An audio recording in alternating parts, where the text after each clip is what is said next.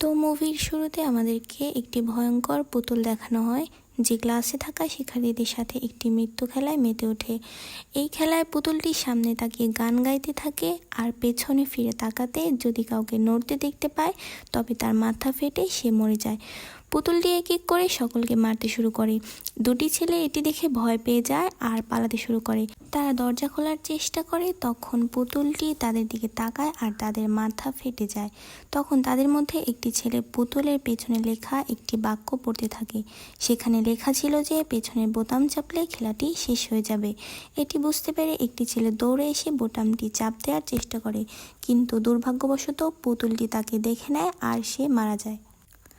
আবারও যখন পুতুলটি গান গাইতে শুরু করে তখন বাকি সবাই বোতাম চাপার চেষ্টা করে। তারা দেখতে পায় পুতুলের পিছনে একটি টাইমারও চলছিল, সেখানে কেবলমাত্র কিছু সময় বেঁচে ছিল। এটি দেখে কিছু ছেলে বোতাম চাপার জন্য দৌড় দেয়, কিন্তু তারা ব্যর্থ হয়। পুতুলটি সবাইকে মেরে ফেলতে থাকে, শুধুমাত্র শান ও একটি ছেলে বেঁচে থাকে। নিচে ছোট ছোট বল থাকার কারণে পুতুলের কাছে পৌঁছানো কষ্ট হচ্ছিল, তাই তারা একটি প্ল্যান তৈরি করে। শানকে সে বলে, তুমি আমার কাঁধে চড়ে বোতাম চাপ দাও। সময় আস্তে আস্তে শেষ হয়ে যাচ্ছিল। শান দৌড়ে গিয়ে তার কাঁধে ওঠে আর লাফ দিয়ে বোতামটিকে চাপ দিয়ে দেয়। ফলে টাইমার বন্ধ হয়ে যায়। তারা দুজনেই খুশি হয়ে যায়, কিন্তু হঠাৎই অপরজনের মাথা ফেটে যায়। তখন পুতুলটি বলে, এই গেমে শুধু সেই জিতবে যে বোতাম চাপ দেবে। আর সে বলে খুব শীঘ্রই একটি বিড়াল আসবে।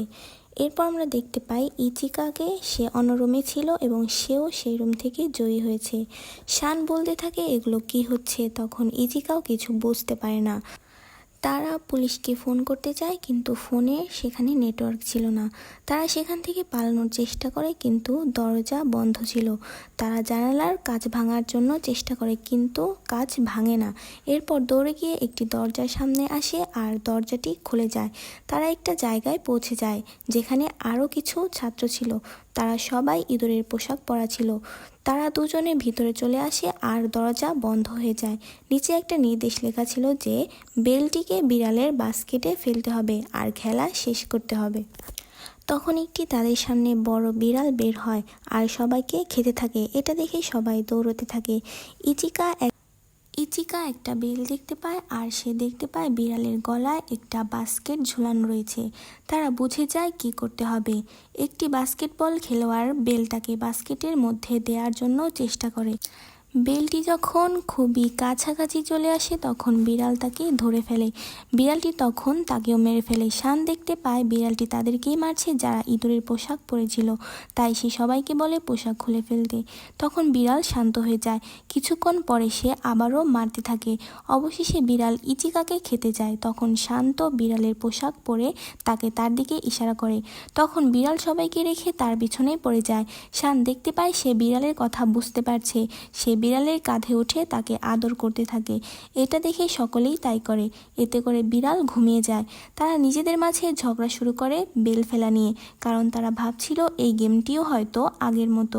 তাদের শব্দে বিড়ালের ঘুম ভেঙে যায় আর সবাইকে আবারও মারতে শুরু করে। তারা বিড়ালকে কনফিউজ করার জন্য অনেক বল ছুটতে থাকে, যার মধ্যে একটি বেলও ছিল। কিন্তু তখন শানের নিশানা ভুল হয়ে যায়। তখন আমার নামের এক ছেলে বেলটিকে হাত দিয়ে বাক্সে ভরে দেয় আর খেলা শেষ হয়ে যায়। তারা সেখানে তিনজন বেঁচে থাকে। তখন বিড়ালের মুখ থেকে এক ধরনের ধোঁয়া বের হয় আর তারা তিনজনই অজ্ঞান হয়ে যায়। এরপর আমাদেরকে বাইরের দৃশ্য দেখানো হয়, যেখানে আকাশে একটি সাদা বাক্স উড়ছিল। মিডিয়ার লোকেরা সেটিকে লাইভ টেলিকাস্টে প্রচার করছিল। পুলিশরা সেই কিউবটির ভেতরে ঢোকার জন্য চেষ্টা করছে, কিন্তু তারা কোনো মতেই সেখানে ঢোকার জন্য সফল হচ্ছিল না। তাদের হোশ ফিরে আসলে তারা দেখতে পায় তারা অন্য একটি রুমে রয়েছে, অর্থাৎ গেমে রয়েছে।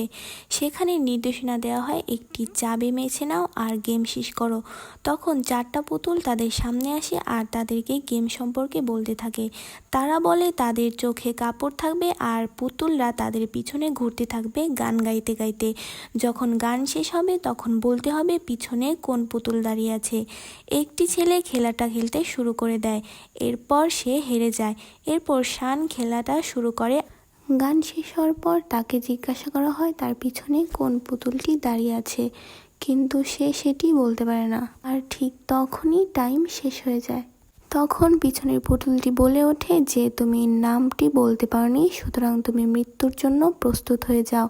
তখন শান তার কণ্ঠ শুনে চিনে যায় এবং তার নাম বলে দেয়। তখন চারপাশের ডলরা হাসতে থাকে আর বলতে থাকে এখন বলে কোনো লাভ নেই। তখন শান বলে যে এই গানটি যে শেষ হয়েছে সেটি তার ফোনে ছিল। এর আগে যখন অন্যদের সাথে খেলা হয়েছিল তখন সেটিকে সে রেকর্ড করে রেখেছিল। এভাবে সে পুতুলদেরকে বোকা বানিয়ে ফেলে আর জিতে যায়। তখনই পুতুলগুলো এক এক করে তার সামনে ব্লাস্ট হতে থাকে।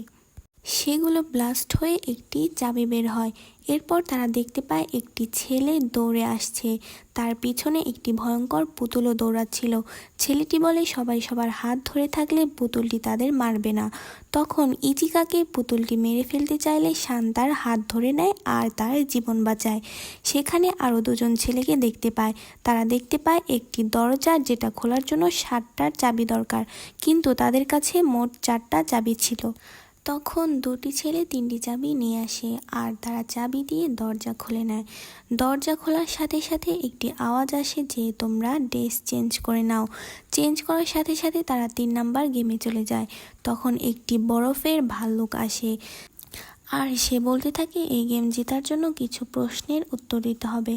তখন সে বলে তাদের পছন্দের ফল কী। সবাই তাদের পছন্দের ফলের কথা বলতে থাকে। তখন সে ভাল্লুকটি বলে ওঠে তোমাদের মধ্যে কেউ মিথ্যা বলছে। তখন ভাল্লুক যে মিথ্যা বলে তাকে মেরে ফেলে। সে আবারও প্রশ্ন করে তোমাদের কি ভাল্লুক পছন্দ? সবাই বলে হ্যাঁ। তখন সে আবারও বলে না, তোমাদের মধ্যে কেউ মিথ্যা বলছে।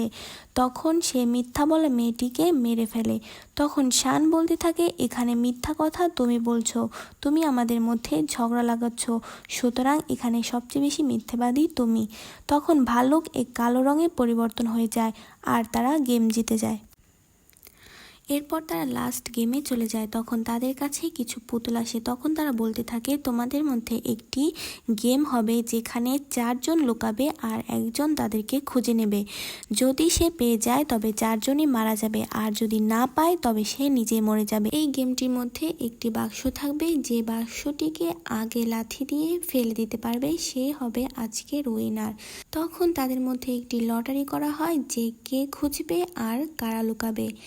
তখন সেখানে আমান সিলেক্ট হয়, অর্থাৎ আমান সবাইকে খুঁজবে, বাকি সবাই লুকিয়ে পড়বে। তখন বাকি সবাই দৌড়ে গিয়ে কোথাও লুকানোর চেষ্টা করে, কিন্তু আমান তখন এক এক করে সবাইকে পেয়ে যায় আর একটি লোহার বাক্সে বন্দি বানাতে থাকে।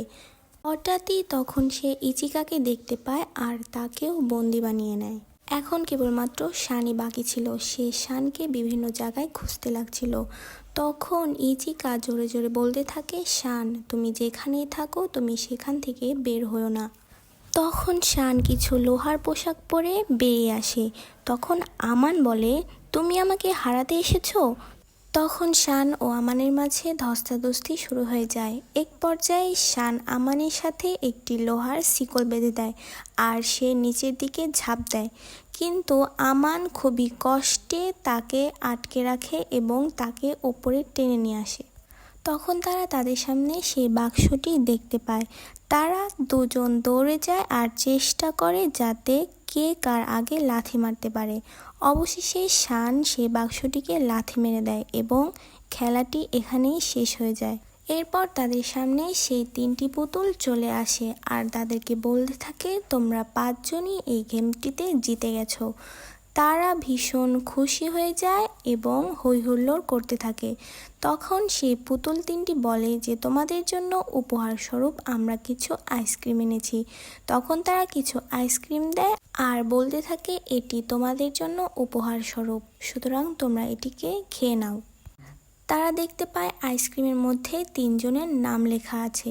তারা বিষয়টি দেখে একটু অদ্ভুত ফিল পায়। তখনই হঠাৎই এক আলো এসে 3 জনকে অদ্ভুতভাবে মেরে ফেলে আর বাকি 2 জন জিতে যায়। এরপর গেম থেকে কিউবটি খুলে যায় আর তারা বাহিরে এসে পড়ে। তারা বাহিরে বের হয়ে দেখতে পায় মানুষ তাদের নামে প্রতিধ্বনি দিচ্ছে এবং তাদেরকে হিরো বলে ঘোষণা করছে, কেননা এতগুলো শিক্ষার্থীর মাঝে কেবল তারাই 2 জন ছিল যারা জিতে ফিরেছে।